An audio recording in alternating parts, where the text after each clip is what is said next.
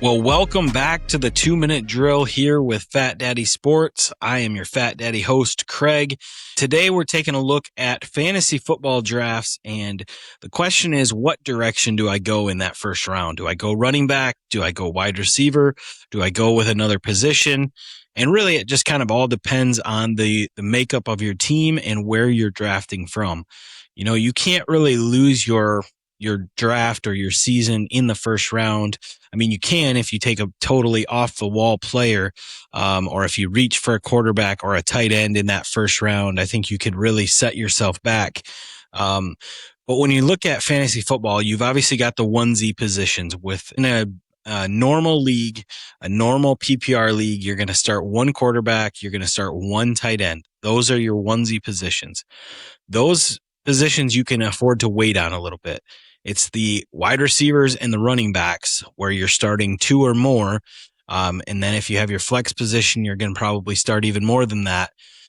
But those are the positions that you really want to attack in those early rounds, especially in the first round. You know, everybody in that first round is getting a solid player. Statistically speaking, if you pick in one of those first two, first three, first four positions, you are statistically at an advantage where you're probably going to have a better player. But everybody in that first round, those first 10 or 12 or 14, however big your league is, you're all getting good players. And so you can't really lose your league in that first round, but it does set up the roadmap for the rest of your draft and how it's going to go. So a lot of it in that first round depends on where you're drafting from. If you take a look at the ADPs of current players, you know, those first two positions are really reserved for Bijan Robinson and Jahmyr Gibbs. Whichever order, it doesn't matter. It all is going to change from league to league. After that, there's a little bit of a run on wide receivers with Jamar Chase, Puka, Nacua, and Jaxon Smith-Njigba, before then going back to running backs, Christian McCaffrey, Jonathan Taylor.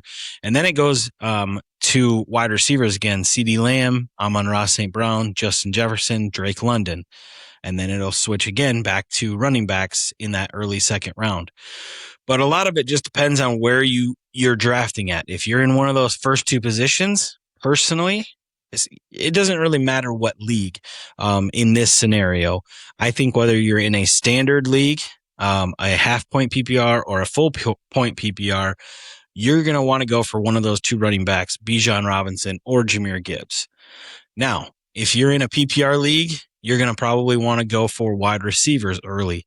If you're in a standard league, those other running backs get pushed up because receptions don't matter as much in those leagues.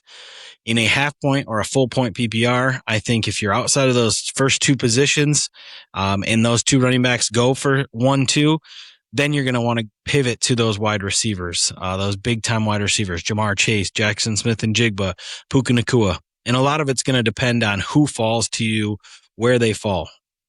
Now, if you're in a league where they really value wide receivers, and you're sitting there at the fifth pick in the first round and Jahmyr Gibbs fell to you in that fifth pick, you have to adapt, you have to adjust, and you have to go get the best player available. That goes across the board for every round, not just the first round.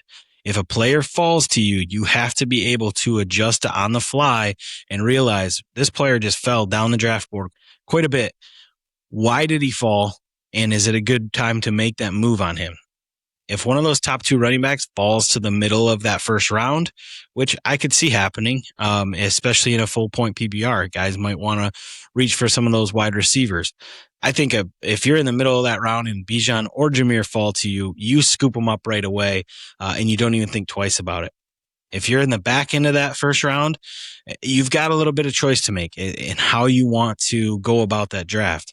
You know, a guy like Jonathan Taylor falls, you may be able to pick up Justin Jefferson on the way back around on the second round. You know, if you're sitting at that 10th position and a guy like Jonathan Taylor does fall because they reach for some wide receivers, maybe Amon-Ra went, Justin Jefferson went, James Cook all went ahead of Jonathan Taylor. So you're sitting at that 110 position and you scoop up Jonathan Taylor with the 10th pick.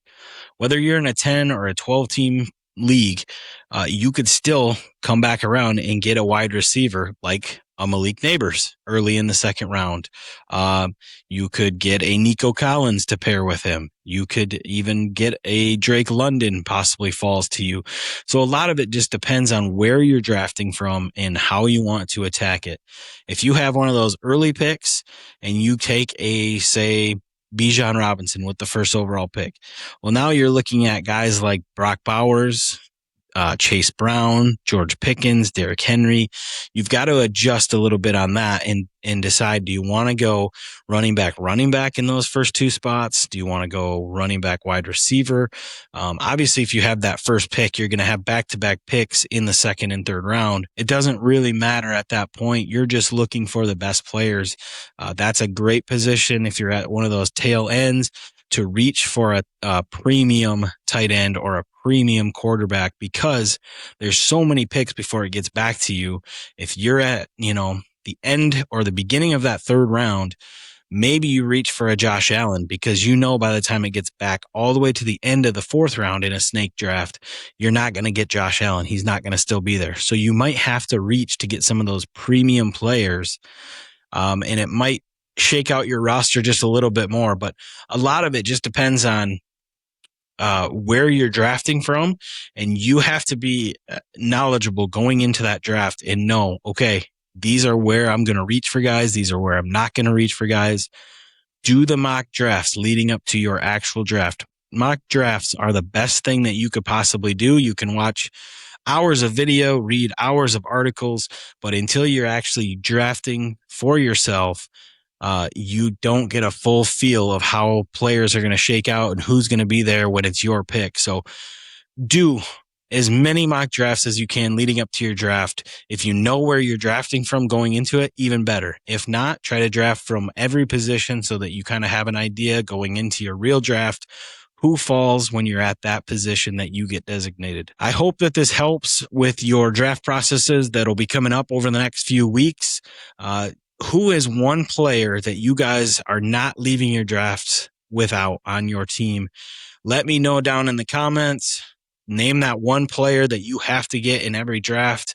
For me, I think it's A.J. Brown this year. I've talked about it on a lot of videos. I think he's going to be a huge asset for that Patriots team, and I'm trying to get A.J. Brown everywhere I can.